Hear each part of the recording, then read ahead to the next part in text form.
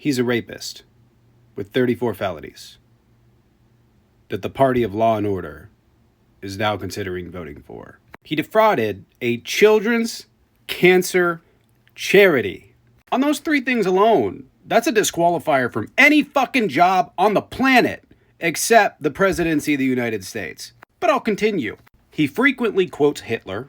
He wants to be a dictator, at least for a day. Wants to have sex with his daughter. Is now advocating to go after his political opponents in a political way, despite him saying that that's wrong and despite him not having any evidence or them even knowing what the crimes are. Oh, but America was just so amazing under him. It was so fantastic. Except that he inherited that economy from Obama, and nobody can tell me a fucking policy that he did that somehow helped the economy. I could give you a bunch that didn't help the economy. Speaking of policies, nobody knows any of the fucking policies the guy has when he was president, and nobody knows what he's going to do when he's actually president this time, except for attempt to overthrow the United States government again, because he's going to go to prison for the rest of his fucking life if he doesn't.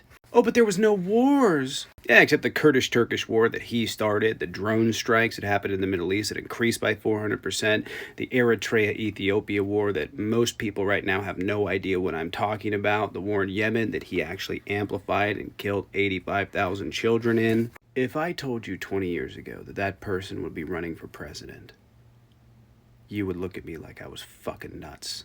Oh, but Joe Biden, he's just so bad. You guys don't know any policies. You just scream inflation. Nobody can point to me to a policy he's done that's hurt America. I could point to some that are bad from a progressive standpoint, but certainly not from the right. He signed the PACT Act that has given 1 million veterans access to health care. The infrastructure bill, the Inflation Reduction Act, the CHIPS Act, which may be the most important bill we've written in decades. He capped insulin and inhalers at $35. He's attempting to rejoin the Iranian nuclear deal. You know, the one that Trump pulled out of that literally handed Iran nuclear weapons.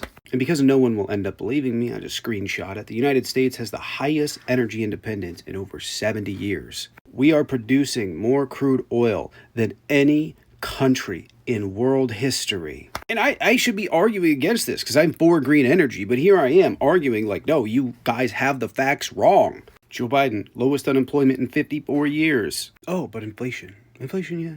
I know, stuff's expensive. We get it. The world is experiencing it. Our inflation compared to the rest of the world? Pretty low. And if Trump becomes president again, he's coming for your rights. He's coming for women's rights. He's coming for gay rights, the right to marry. He's coming for migrants and the despicable, disturbing things that he did last time. You think that was bad? No, it's going to be a lot worse. Project 2025 will become a reality. Fascism in America. There will be a genocide in Ukraine. The genocide in Palestine will get worse. And when it comes time to overthrow the United States government again, he's going to have nothing but yes men in place. Trump has no redeeming qualities as a leader or as a person, and he has no policies whatsoever. Republicans' whole deal here is just complain about Biden because they don't know what Trump stands for. He stands for a fucking feeling. And I am disturbed at the amount of people on the left sitting on the sidelines, leaving this as a real viable option. And I am also disturbed that people are full-blown ignoring all of this. It's not that I think Trump's particularly likely to win this election. It's just the type of rhetoric I've seen is very, very disheartening.